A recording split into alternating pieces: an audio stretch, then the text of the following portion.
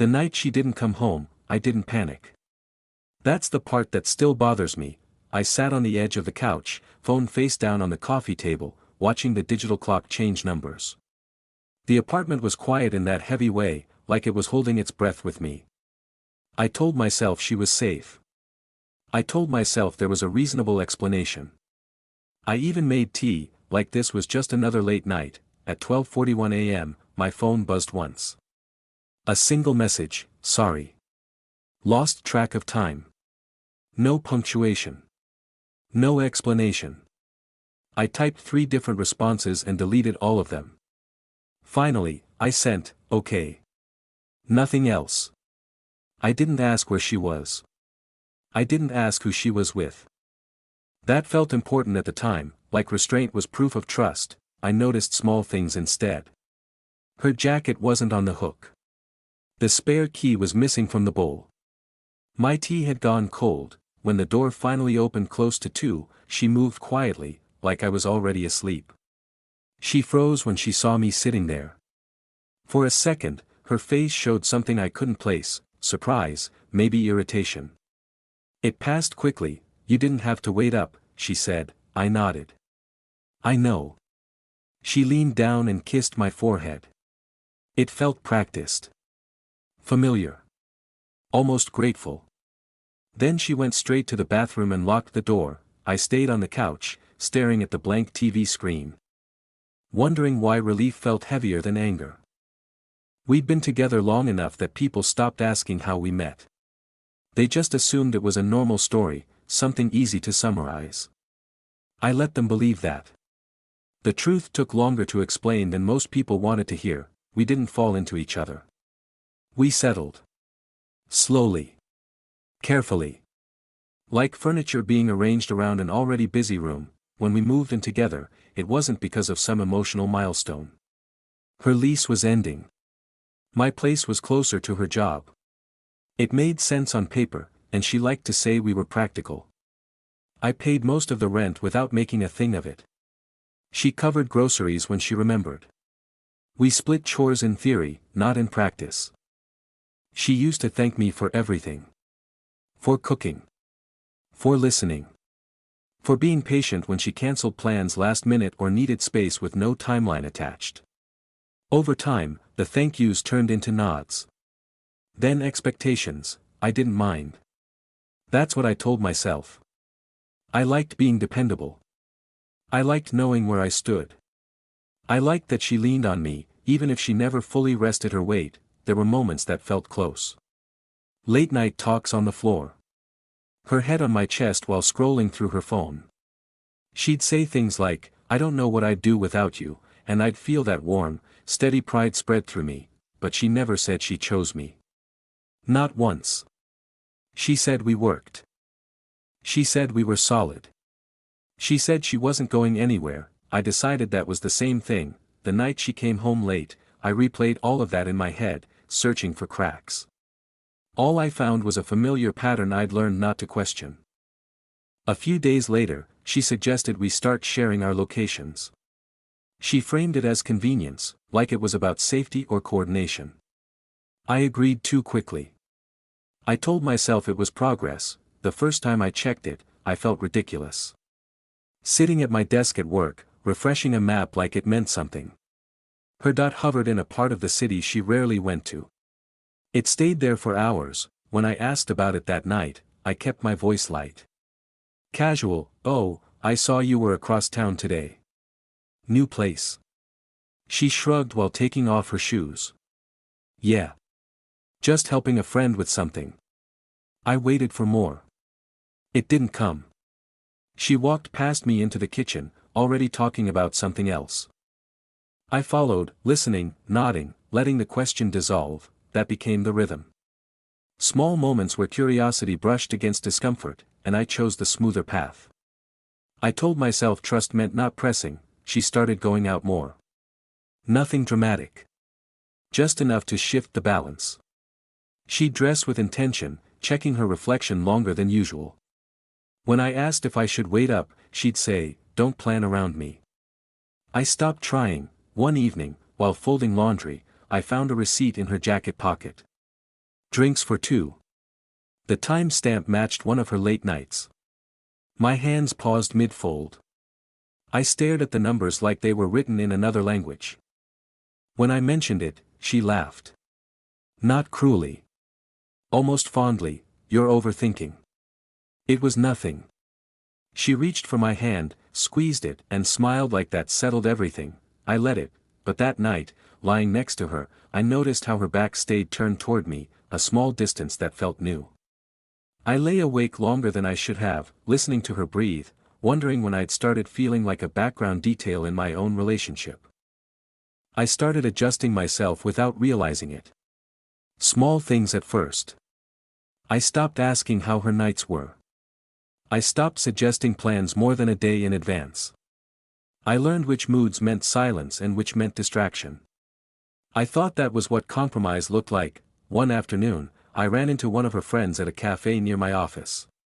She smiled too widely when she saw me, like she'd been rehearsing it. How's everything? She asked, stirring her drink even though it was already mixed. Good, I said.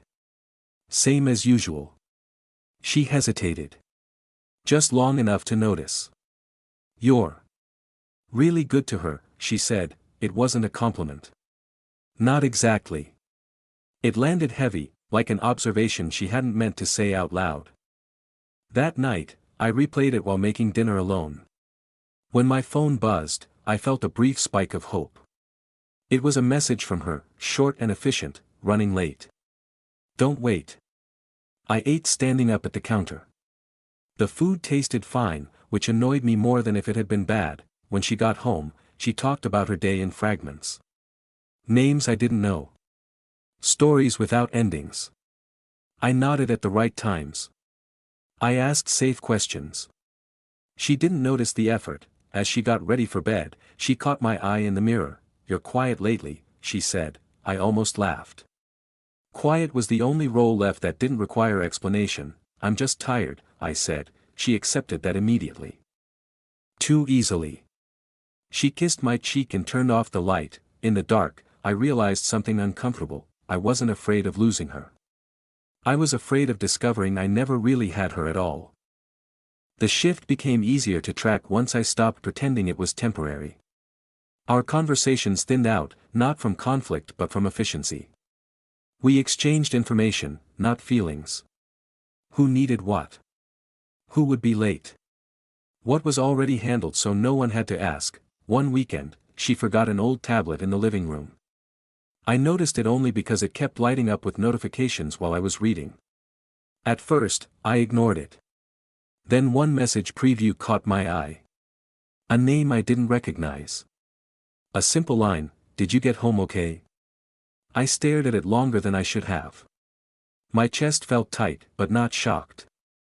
More like confirmed. I told myself I wouldn't snoop.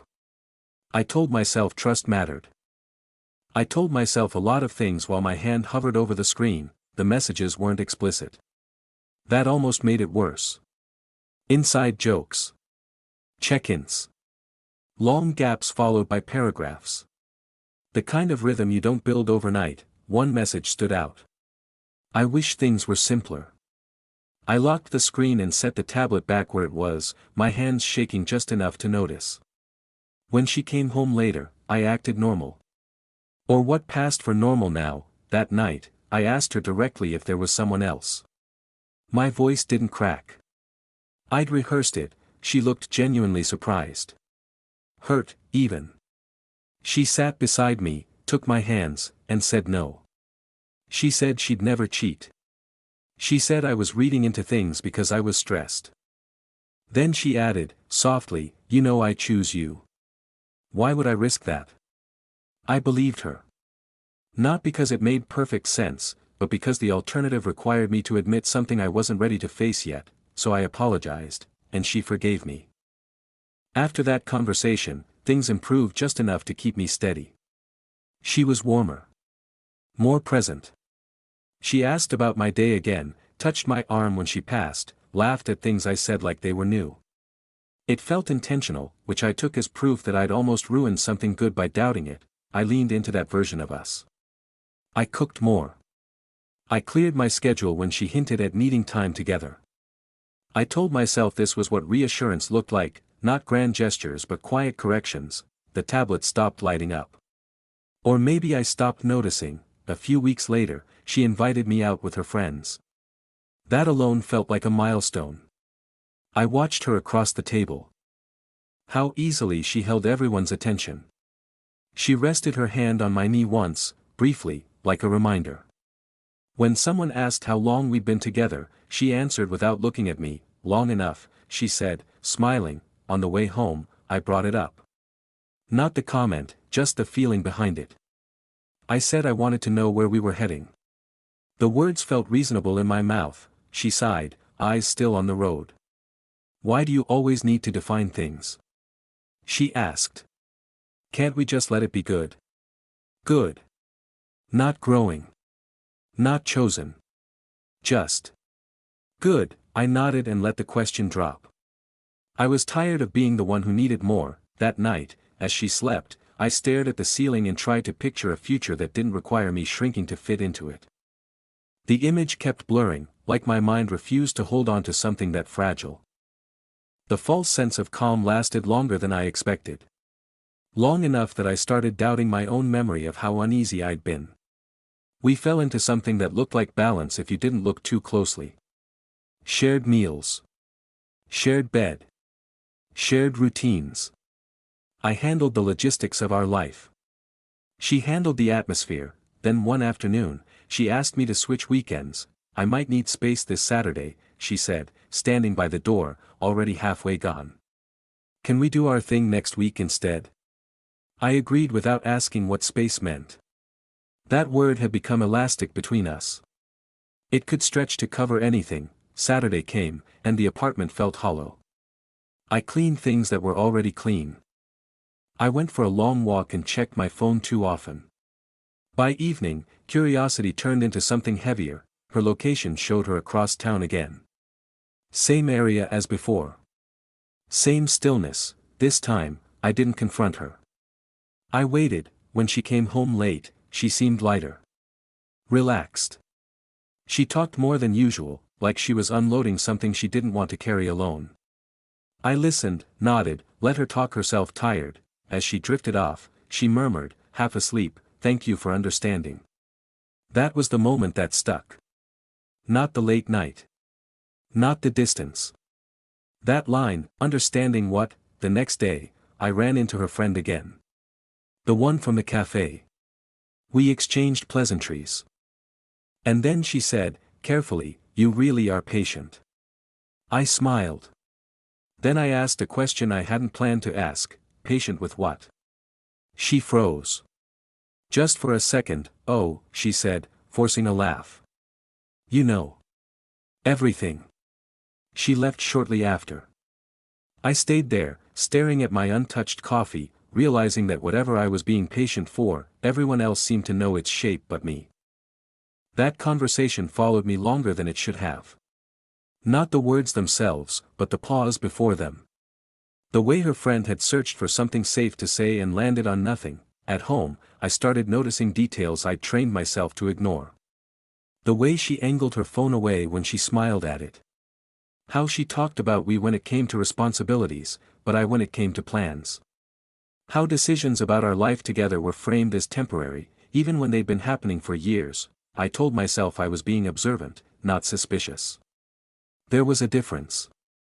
Or at least I wanted there to be. One night, while we were brushing our teeth, she mentioned possibly moving someday. Not together. Just. Someday.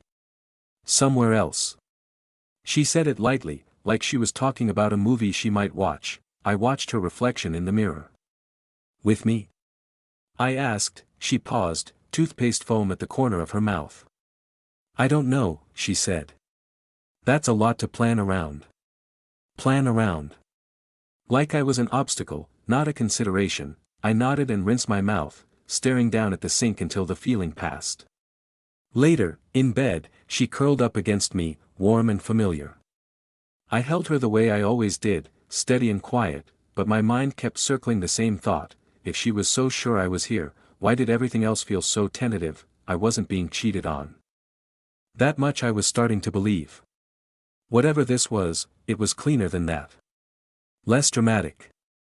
More careful, which somehow made it harder to name. I lay there listening to her breathe, realizing I'd been loyal not just to her, but to a version of us she never fully agreed to.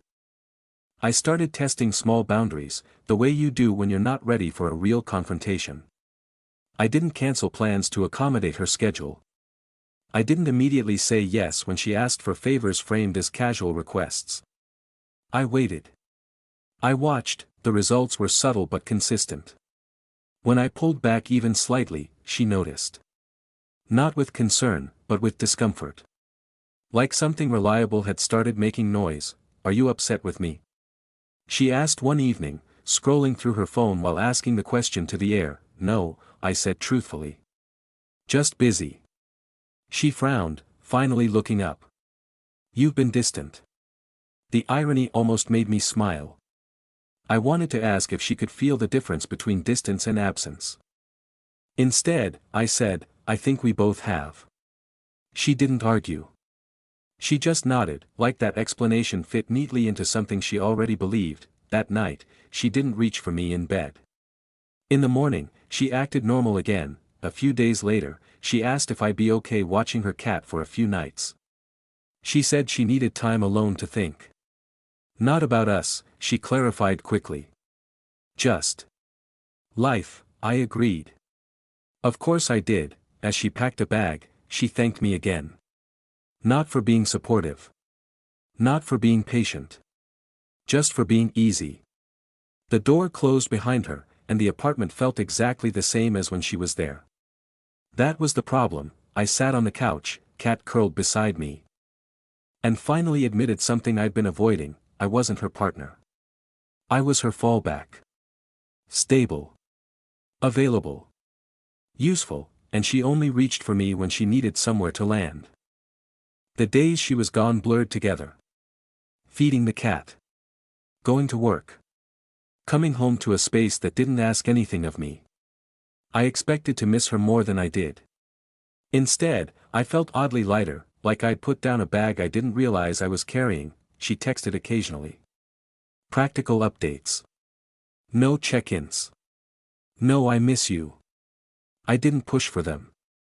I matched her energy so closely it almost felt like mimicry. On the third night, I found myself scrolling through old photos on my phone. Not romantic ones. Mundane ones. Her sitting on the couch, legs tucked under her. Her at the table, half smiling while distracted. In every photo, she looked comfortable. Never eager. Never reaching.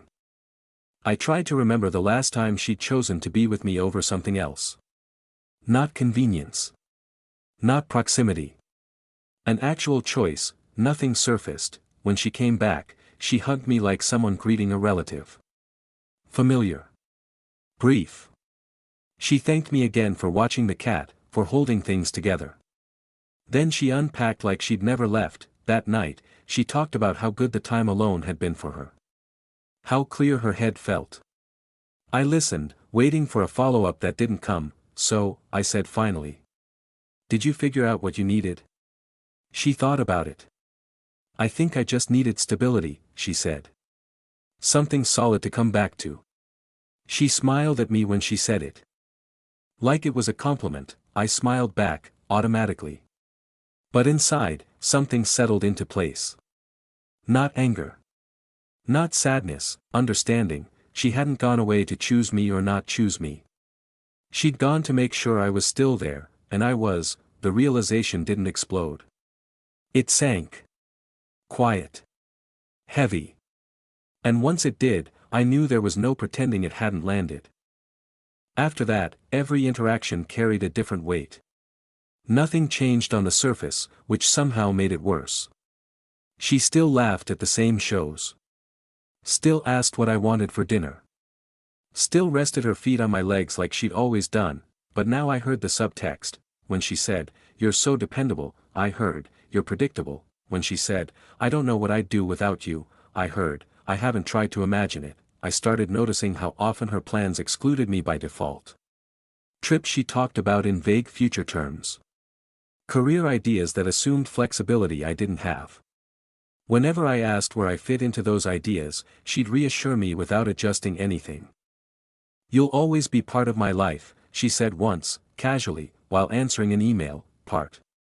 Not priority. One evening, we were sitting across from each other at the table, eating in silence. She glanced up and said, "You're being weird lately." I set my fork down. "How?" "Like you're somewhere else," she said. "It's uncomfortable." That word again. Uncomfortable. Not hurt. Not worried. Just disrupted. "I'm just thinking," I said. She leaned back in her chair, studying me. "About what?" I almost told her. Almost asked the question that had been pressing against my chest for weeks. But I didn't want reassurance anymore. I wanted honesty, and I wasn't sure she knew how to give it without losing something she relied on. So I shook my head. "It's nothing." She accepted that answer immediately. Relief washed over her face, quick and unguarded. That's when it became clear, the only thing she was afraid of losing was the stability I provided. Not me, and the longer I stayed silent, the more I was agreeing to that role. The breaking point wasn't dramatic. No shouting. No sudden discovery. Just a moment that refused to pass quietly. We were in bed, lights off, the room filled with that soft dark you only notice when you've lived somewhere long enough. She was scrolling on her phone, thumb moving in a slow, familiar pattern. "Can I ask you something?" I said. She sighed, not annoyed, just bracing. "Okay. If you had to choose," I said carefully, "between this relationship and a life that felt completely open to you, what would you do?" She didn't answer right away. The phone stopped moving. "I don't think it's fair to ask that," she said finally. That was the answer. I nodded. "I know." She turned toward me then. Concern flickering across her face. "Why are you asking?" "Because I already knew. Because I'd been choosing her every day while she'd been choosing not to decide. I just wanted to understand where we stand," I said. She reached for my hand, squeezing it. "You're my safe place," she said softly. "Isn't that enough?" I closed my eyes. Safe place. Landing zone. Stability, not partner.